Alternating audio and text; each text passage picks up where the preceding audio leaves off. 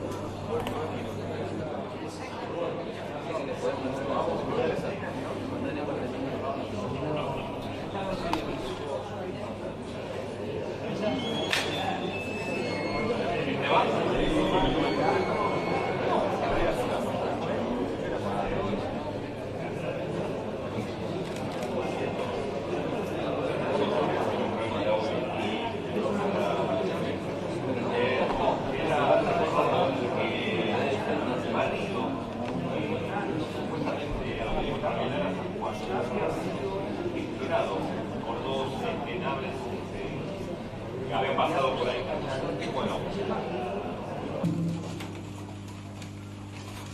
A un poquito más de 900 metros de profundidad, y me gustaría, después estamos abiertos a todas las preguntas que nos quieran hacer, que tanto el almirante Villán como el capitán Balvis nos hagan las referencias técnicas del caso. Muchas gracias, señor ministro. Buenos días. Las precisiones que tenemos...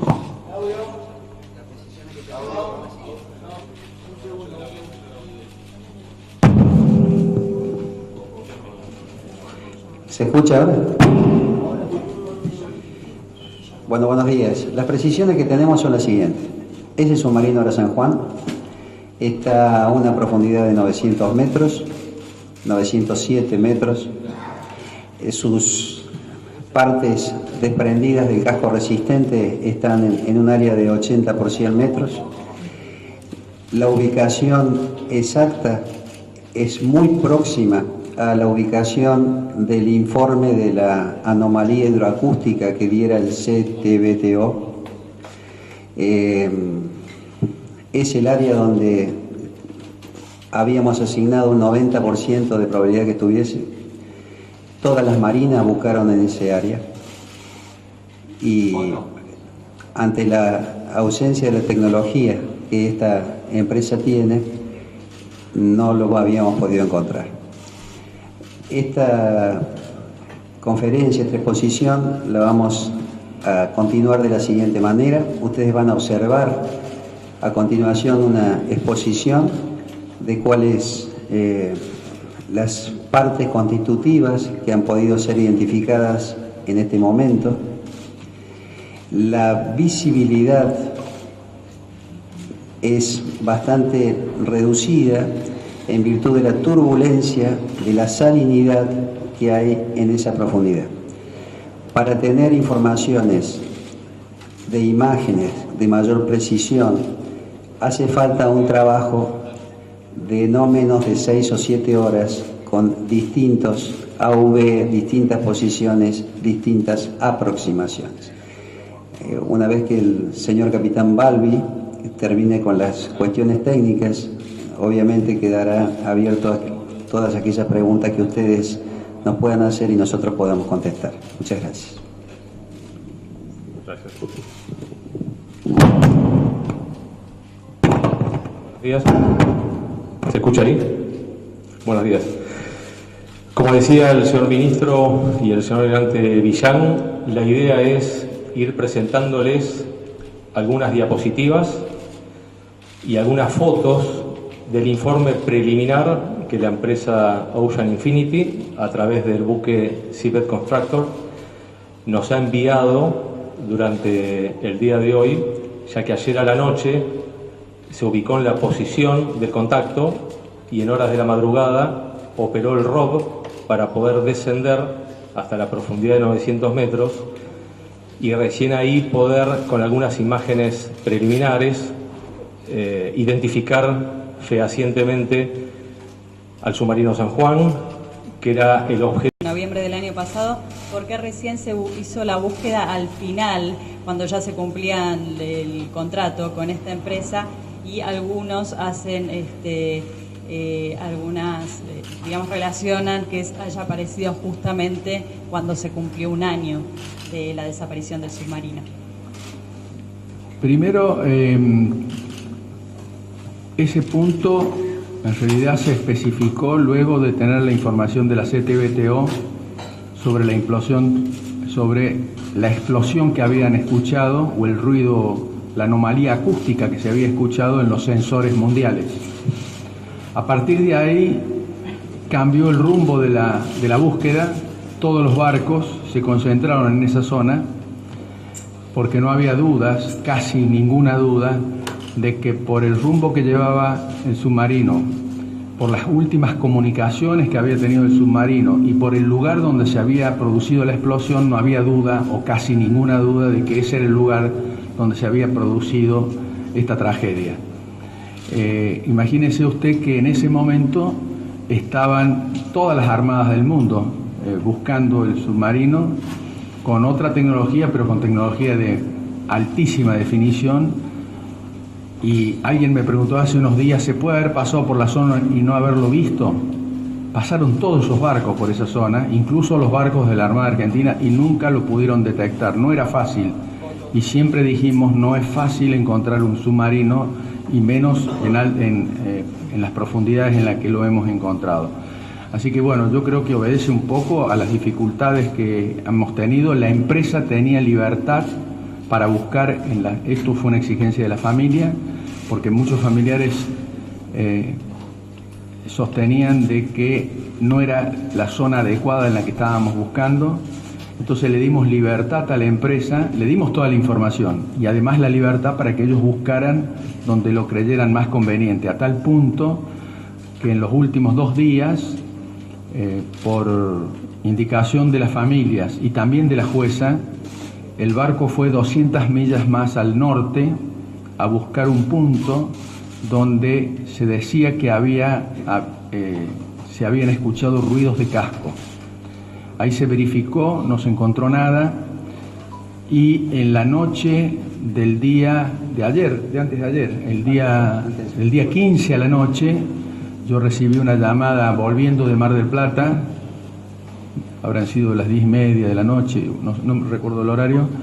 El almirante Millán me dijo que la empresa que se estaba yendo ya a Sudáfrica, y eso lo habíamos acordado, se habían cumplido los primeros 60 días, había revisado toda la cartografía que tenía y habían encontrado un punto que para ellos era de sumo interés. Obviamente nosotros no quisimos despertar grandes expectativas porque ya estábamos curados en salud con este tema. Y el barco o la empresa dijo que tenía orden de se volvió 200 millas al lugar donde tenían esta visión. Y bueno, anoche, a medianoche, el almirante Millán me habló para confirmarme de que esa imagen era el submarino Ara San Juan. Señor ministro, si me permite, para complementar la respuesta del señor ministro, fíjense que la empresa había iniciado la búsqueda con 3 áreas iniciales, que la fue barriendo con los AV, de hasta 5 por vez, en forma rápida inicialmente. Después fue extendiendo el número de áreas hasta llegar a esta que es la 15A, que en realidad es un área más chica, que está incluida en el área 1, que fue el área que siempre tanto la Armada, por toda la sumatoria de evidencias que hubo de la CTBTO, horarios, confirmación también de Estados Unidos, etcétera, la Armada mismo había definido como área de mayor probabilidad de ocurrencia que estuviese el submarino San Juan. Incluso fue compartida esa área con el Estado Mayor combinado que se hizo con otras armadas extranjeras en Puerto Belgrano, y que, como dijo también el señor ministro, el señor almirante Millán, la empresa tenía total libertad de definir sus propias áreas. Y tal es así que el área 1 nuestra terminó siendo también el área 1 de ellos. Lo que pasa que este contacto, que fue el número 24, fue desechando otros 23 contactos. Uno era un pesquero que sí había sido identificado por el Scandi Patagonia los primeros días en la búsqueda operativa. Si bien no estaban las cartas, sí lo habían detectado. El resto de los contactos fueron todos formaciones geológicas o incluso artes de pesca o redes. Este número 24 se dedicó en el subárea 15A, que fue una zona que barrió los últimos días en forma más lenta, que es donde hay, justamente les mencionaba, presencia de cañones. Entonces se hace más dificultoso la interpretación de la información que los AV en forma acústica van recolectando. Y tal es así que esa información como dato duro no es instantáneo, sino que se dieron cuenta analizando con días anteriores la información dura, esos datos. Como dijo el señor ministro, hace 2 días, por requerimiento de los familiares y de la doctora Yáñez, estaban frente a Península Valdés en un área 200 millas alejado de esta área, por los posibles golpes de casco. Entonces, haciendo esa búsqueda, la empresa, analizando los datos duros de días anteriores, decidió suspender la ida a Sudáfrica, una vez que había terminado los 60 días que dice el contrato, para ir a verificar este contacto.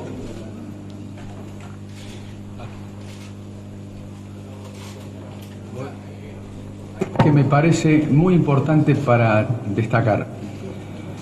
La última conexión del Ara San Juan con el satélite se registró el día 15 a las 8:30 de la mañana. Y la implosión que registró la explosión o el ruido acústico que registró la CTBTO fue a las 10:51 de ese día, es decir, 2 horas, menos de 2 horas, después del último contacto que tuvo el submarino. Esto marca los tiempos en que se produjo el desenlace de esta tragedia.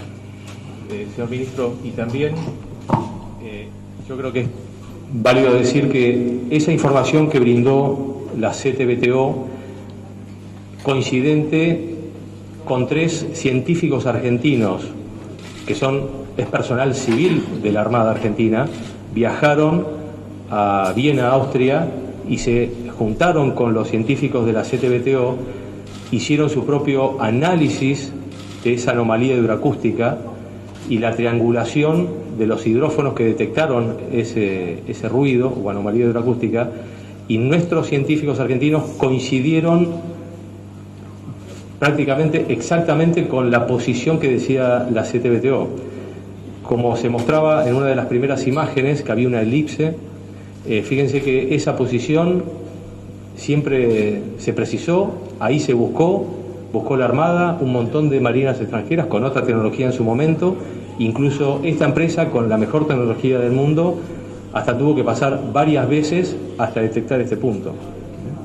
Sí, evidentemente no fue fácil detectar al submarino San Juan, porque de alguna manera está construido para no ser detectado, y más con la implosión que tuvo, donde todo su casco resistente, si bien no se percibe en las fotos porque aún no las tenemos, si bien está en una misma unidad, no está partido el casco resistente.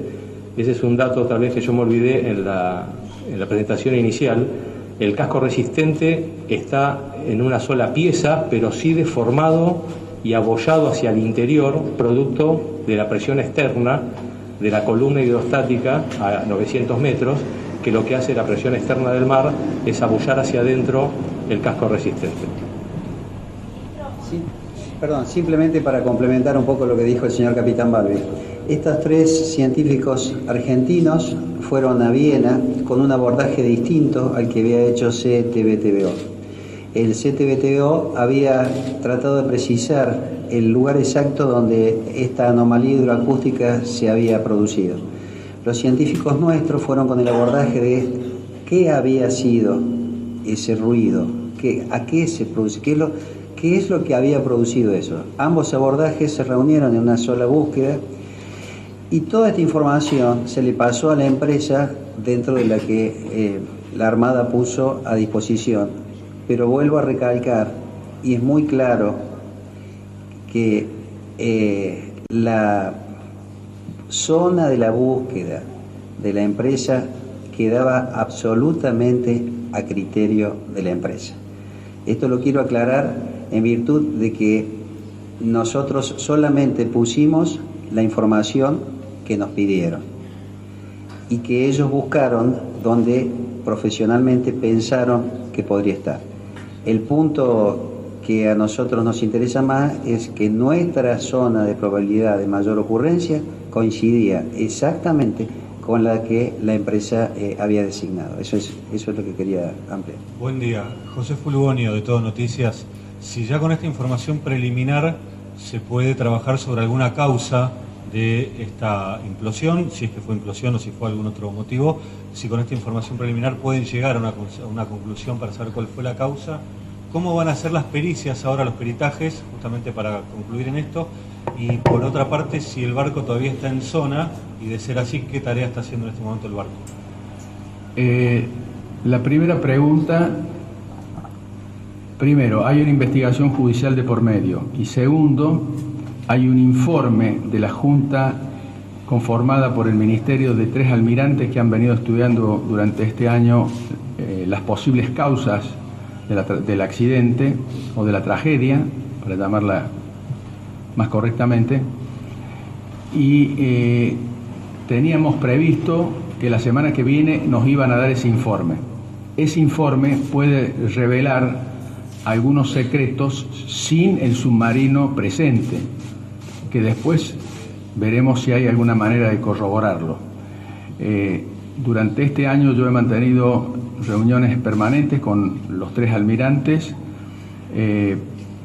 Ellos nunca salieron de la teoría de que el submarino estaba en ese lugar, porque todas las coordenadas no permitían hacer otra conjetura, y me parece que el informe que van a brindar la semana que viene es un informe más completo de las precisiones que tenemos hasta ahora, por supuesto desde el punto de vista técnico, teniendo en cuenta que es una hipótesis mucho más cercana a la verdad de las conjeturas que nosotros podríamos estar haciendo en este momento.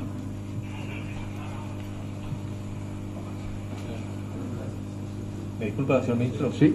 Creo que a José le quedaba la última. Actualmente, incluso lo había dicho el señor ministro, durante el día de hoy va a llevar varias horas, está haciendo un nuevo mapeo más preciso, varios barridos con los AV, que va a ser un mapeo tipo mosaico en alta definición, en forma acústica, de toda el área de escombros. Eso de alguna manera va a dar una precisión de cuántos escombros, dimensiones, que sumado a otras imágenes que pueda el ROV capturar con mejor definición. Más allá de las turbulencias que ya vimos que no son buenas, no nos olvidemos que están a 900 metros. ¿Está bien? Buenos días, mi nombre es Pablo Rodríguez del diario Perfil. Quería preguntarle en primer lugar si la información obtenida por parte de este hallazgo va a ser analizada también por alguna comisión independiente. Y en segundo lugar, preguntarles qué hizo diferente, si tienen la información, qué hizo diferente la empresa en este caso, ya que hace 22 días habían descartado taxativamente que se haya encontrado en la zona 1 y 2, justamente el día que anunciaban que volvían a dique seco. Primero, realmente la empresa nunca lo descartó.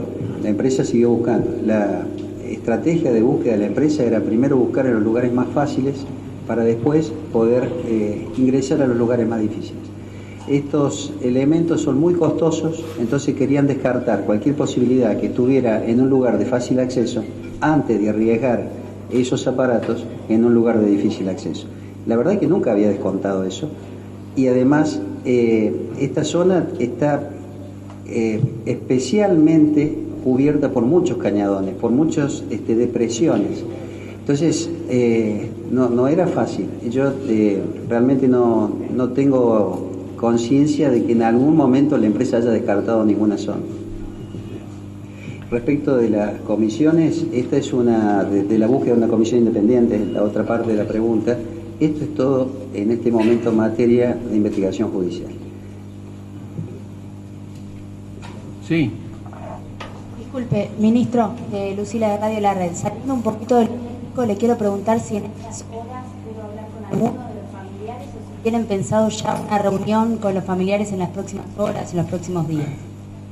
Sí, obviamente que hemos hablado a partir de un sistema de comunicación que tenemos con ellos, dándoles la información anoche de todo lo que estaba pasando. Una parte de los familiares está todavía en Mar del Plata, pero seguramente vamos a tener una reunión con todos los familiares para darle más precisiones. Bueno.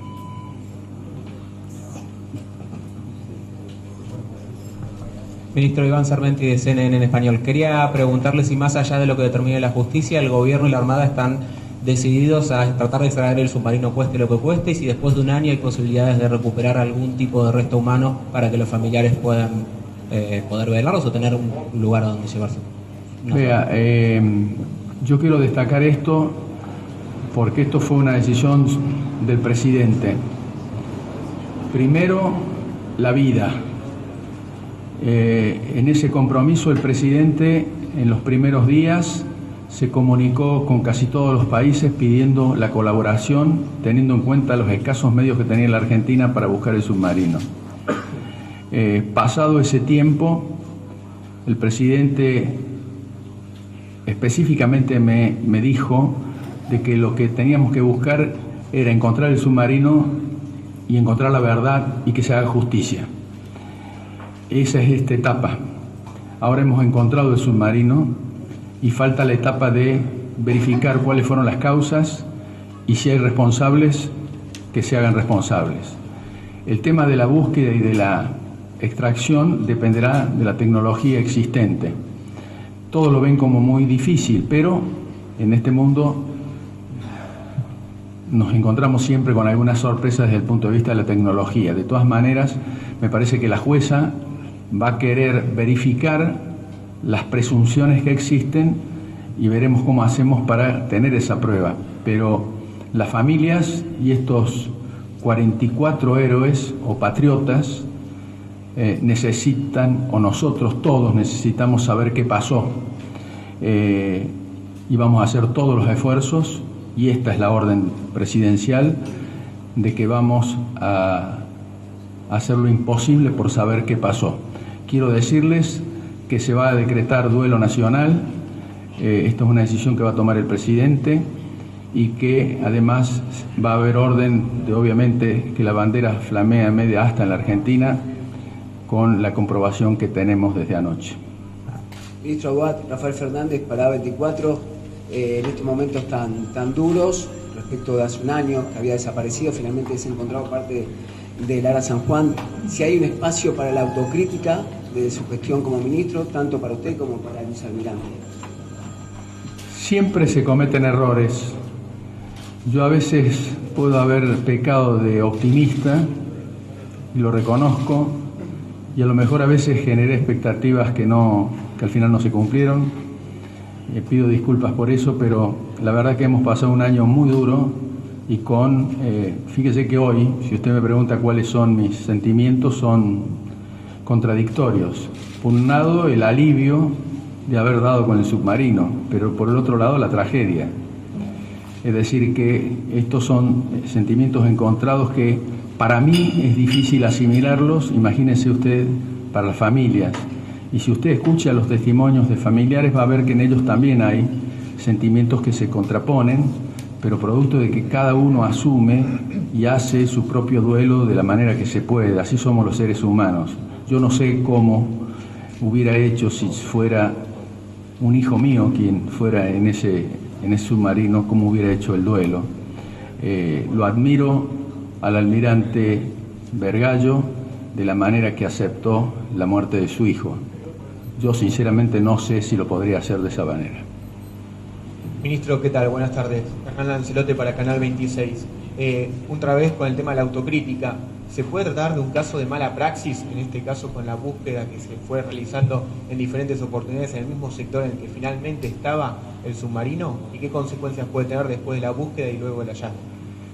Es muy difícil eso, porque con las precisiones que le di, pasaron solo 2 horas desde la última comunicación hasta que se escuchó la anomalía acústica. Es decir, que ese es un tiempo donde no se pudo haber hecho absolutamente nada. Ningún barco pudo haber llegado a ese lugar, no había manera. Por eso necesitamos saber qué pasó y por qué el submarino se fue a pique, como se dice normalmente, de la manera que lo hizo, sin mediar tiempo y sin que ellos pudieran hacer nada, porque esa es una de las explicaciones que nadie se puede dar. ¿Cómo es qué pasó que no pudieron liberar ninguna de las alarmas que tenían? Las radiobalizas y los demás elementos, como para avisar que estaban en peligro o que tenían un desperfecto. Nada pudieron hacer, lo que siempre hizo suponer que esto fue una cosa de imprevisto, y que tiene que haber habido una causa que yo espero que quienes están haciendo la investigación, esa junta que hemos formado, nos aproxime un poco a saber qué pasó. Ellos 3 fueron comandantes del ARA San Juan, incluso en situaciones excepcionales. Son 3 extraordinarios marinos que a lo mejor pueden darnos alguna pista cuando la semana que viene, espero, nos hagan llegar el informe. Daniel Politi, del diario New York Times. Una preguntita técnicas. Usted habló del submarino dividido en varias partes. ¿Está bien decir que está dividido en 3 partes ahora? Y después, ¿a cuánta distancia de la costa exactamente está el submarino? Y referido a la implosión del submarino, usted habló de una presión que causó la implosión. O sea, estamos hablando de que la implosión se causó porque bajó muy fuerte, muy rápidamente tan bajo el agua, o puede ser que la implosión se ocasionó antes y eso es lo que causó el hundimiento. Cuando hablamos de implosión o colapso, es justamente cuando el submarino llega a una cierta profundidad que la presión hidrostática de la columna de agua a esa profundidad supera la resistencia del material con que está construido. A ver, contacto visual, ahí. Entonces, la implosión es cuando la presión externa del mar a esa profundidad supera a una atmósfera que está contenida en el interior del submarino, que es el casco resistente, la parte habitable. Uno respira una atmósfera, como estamos ahora. Como eso es resistente, el submarino hasta una cierta profundidad puede sumergirse, puede llegar a tener deformaciones elásticas del material, no quiero ser muy técnico, pero es así, hasta que llega un momento que tiene deformaciones permanentes. Cuando supera esa profundidad termina siendo el colapso o implosión, que es lo que las imágenes, de alguna manera, y el informe preliminar que hizo la empresa, lo está demostrando. ¿Está bien? Está implotado, implosionó. Todas las partes fuera del casco resistente están desprendidas, no sabemos si están separadas físicamente, a una distancia cierta del casco resistente, pero el casco resistente está en una sola pieza, no está partido al medio y está visiblemente deformado y abollado hacia el interior. Y la primera pregunta. ¿Eso quiere decir que hay tres partes que están desprendidas? Sí, particularmente una, la principal, que es el casco resistente, que es lo que acabo de decir. Después habría otras tres partes, pero hay que ver bien ese mapeo en alta resolución de los escombros, que sería la parte de proa del submarino, que envolvería a los tubos lanzatorpedos que vimos en la foto, que no está, la parte de popa, que están también los tanques de lastre, y la vela, que también está desprendida, inclinada a 90 grados a babor, pero que no está totalmente separada. Si uno quiere, puede decir 4 partes: casco resistente, proa, popa y vela. ¿Está bien? Y una variedad de escombros, como por ejemplo tubos de aire comprimido, que están ubicados en la libre circulación en los tanques de lastre, que justamente por la implosión y ese desprendimiento de esas chapas, los botellones de aire comprimido, están esparcidos en esa área de escombros. Distancia a la costa, unos 500 kilómetros al través de Comodoro Rivadavia, o sea, al través de la mitad del Golfo San Jorge. Señor Ministro, con su permiso, con esa última respuesta daríamos por finalizada la conferencia de prensa. ¿Usted considera? Bueno, muchas gracias a todos por acompañarnos.